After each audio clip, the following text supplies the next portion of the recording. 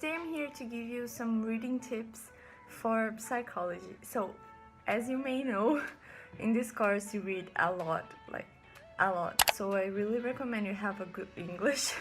My teachers always send like articles and research, and they are almost all in English. So I wasn't expecting that. Thank God I'm good in English. So the first book is this one. This book will change your mind about mental health, and it's really good. I like it a lot. It helped me understand a little bit more about my course, like the practical stuff, and it's really good. I read it in like 2 days. It's amazing. So, and the second book is this one. It's very famous. It's The Man Who Mistook His Wife for a Hat by Oliver Sacks. My teacher in neuroscience recommended it, and I said like, okay, so I like to read, why not?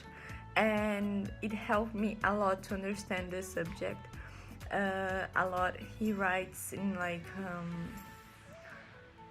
it's an easy language. It has lots of scientific stuff, but it's still very easy to read. And if you are in a psychology course, you probably have neuroscience, and he talks a lot about it, and it's really interesting. After that I bought like more 2 or 3 books of Oliver Sacks because I really liked him. He's so smart, and he tells the patient story, not just the diagnosis, but like what happened, the past, the present, what will happen in his future concerning the disease. So these 2 books, I really recommend them. They are really good, and they help you understand a little bit more about our course and about what psychologists do. I recommend to like any student. It is How to Stop Worrying and Start Living by Dale Carnegie. I don't really know how to say his last name, but okay. So this book, I find the university really stressing. I get very stressed with it. So my boyfriend actually recommended this one for me. He said like, okay, you need to work on your stress, it's not healthy, you know. And then okay, let's try it. And it's actually really helpful. The moment I started to read it, I like could feel the difference. You have to be like, you have to want to, but he gives you so many tips and so many insights about worry and about what it can do to your life, to your health, to not only the mental health but the physical health. So I would recommend this book to anyone. I think it's really important to read it, and I really like it. I have it like by my bedside table, so I can just like, okay, I'm stressed, let's look at some tips, you know. I have been very stressed lately, and so I started reading this book. So this is the book. It's kind of famous, but it's the things you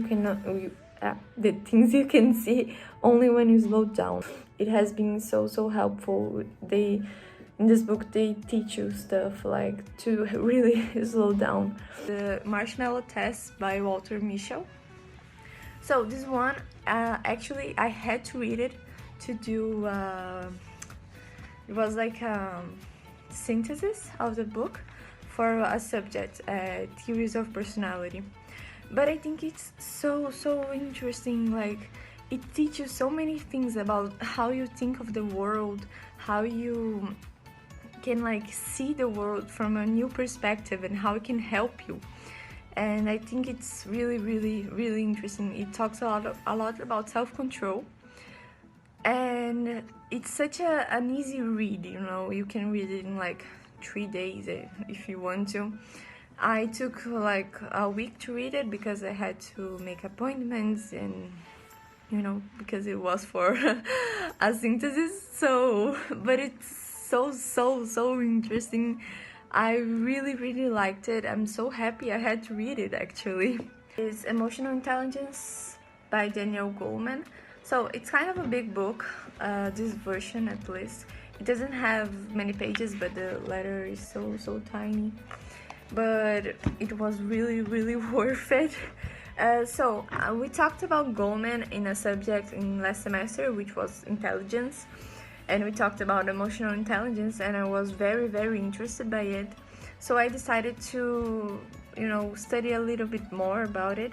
So I bought the book, and it has helped me in so many ways. Not only academically, like especially personally, it helped me develop as a person. It helped me develop my emotional intelligence, which is something I struggle with. He talks a lot about why it is so important and how you can develop it and enhance it, how you can use it in everyday activities.